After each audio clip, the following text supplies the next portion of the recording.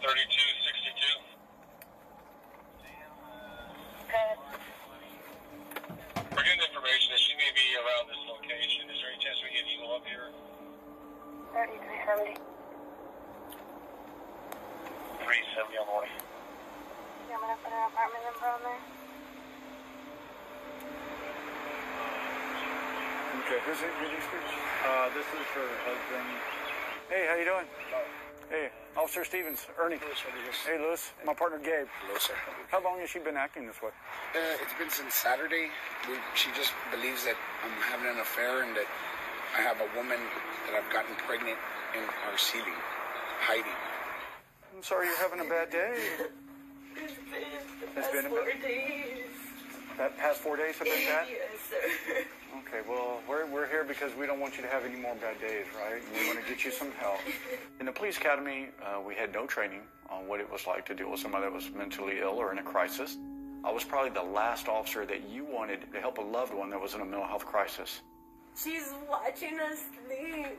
And I told him I could be in the living room. I can hear this whole conversation. So you actually hear this I girl hear both talking? of them. Okay. But now in the mental health unit, every single call we're responding to is a mental health crisis. I'm not sure. Do you hear her right now as we're talking? He's talking to her. He's talking to her? Because he's actually out by the... If you want to go to my room, go here. You want me to go to your room? I just want to say it loud because he's going to shut up. Are you hearing? You hearing it right now? God, I don't hear He's anything. telling her, I need her here.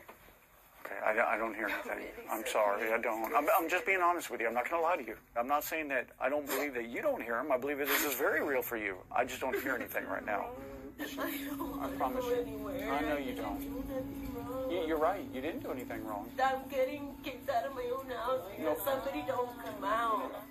You're extremely agitated right now and stressed out. I'm just broken.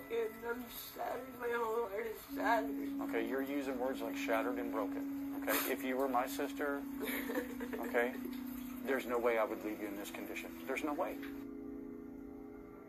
Dallas 1 Shamika, where's emergency? Yes, my son needs to be taken to Parker. He's bipolar schizophrenia. Make sure they train police officers. Okay. Bipolar schizo. What's going on? You drop that for me. Drop that for me, guy. Jay! Drop it. Jay! Drop it. Jay! Why he shot him? More conservative estimates say that those suffering from a mental illness account for almost 1/4 of all fatalities involving law enforcement. Get on the ground now! This slide identifies every single officer-involved shooting. All of those that are identified in red showed some sign of mental illness. Is there a crisis in the United States when it comes to mental health issues? Absolutely. People with mental illness are overrepresented in every aspect of the criminal justice system. So I work on a specialized unit that only deals with people in a mental health crisis. Almost everything about how I respond to calls goes against what most would believe.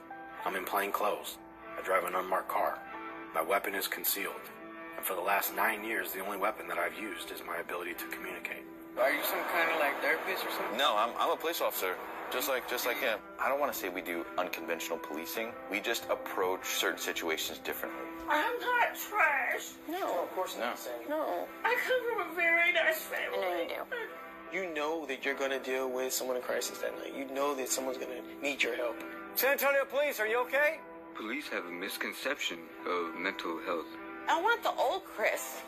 Those voices just have total control of him. You don't trust anybody.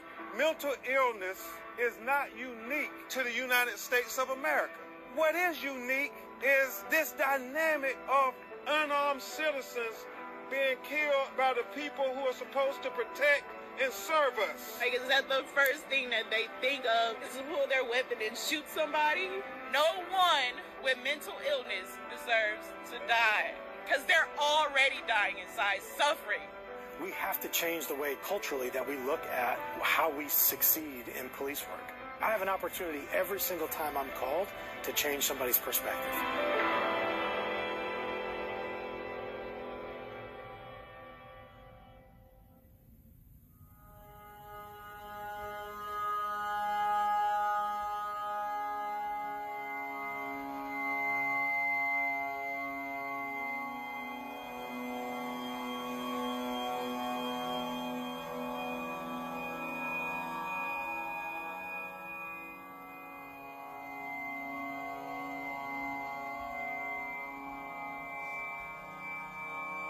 There was an incident that happened in Memphis, Tennessee, with a young man who was fatally shot during an encounter with police, and he had mental illness. And the department in Memphis realized that there needs to be a program to deal with these type of folks. How to interact with somebody with a mental illness, how to talk to somebody with a mental illness. It prompted police departments across the nation to start to deal with those folks in our community.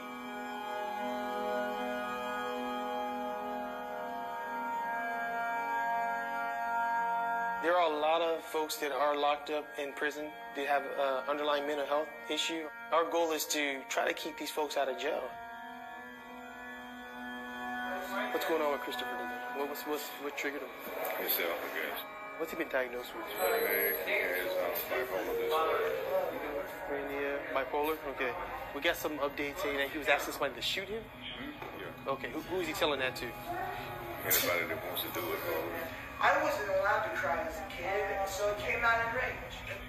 Well, here's the thing, Christopher. We got a lot of people out here because they're concerned about some things you said, and that's why we're out here. The truth is, when I got people looking at me and asking me how okay, that doesn't help the situation either.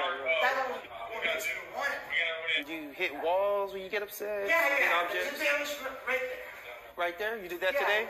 If a police officer feels that you're an imminent threat to yourself, we can detain you to see a doctor. That's essentially what an emergency detention is. I'm going to be honest with you, man. I'm a straight shooter with you. I think we need to go back to the hospital tonight. Oh, no, sir. I don't. I'll give my word. I promise. I don't need it. Trust me, the doctors never help me. They don't do anything for me. It's not an arrest. Even though we put handcuffs on you if we have to, it doesn't go on arrest record. The police report is protected by HIPAA, so you have privacy rights. I feel great. I feel better now. Please, just don't put this on me. Christopher, you made threats to shoot No. yourself. Come on, man. Please, don't do this. Don't do this. Come on, man.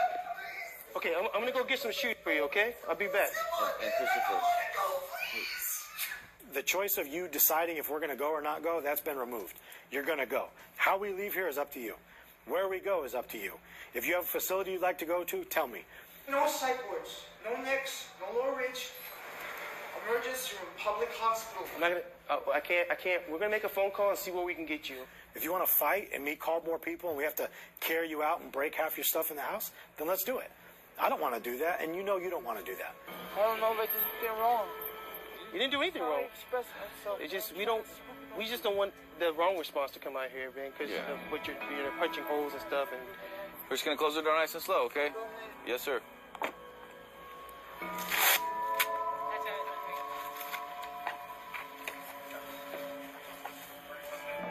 I think that ended up doing really well. Yeah, that did work. Yeah, he went from 100 to 0, not 0 to 100. Okay, sir. Let's go ahead and walk through this single door over here, and then we'll get you right to the ER, okay? Perfect. See? Told you. We'll get you to an ER. I get frustrated with the system and the fact that there's just not enough resources for our mental health. And it's frustrating because it's become a police matter.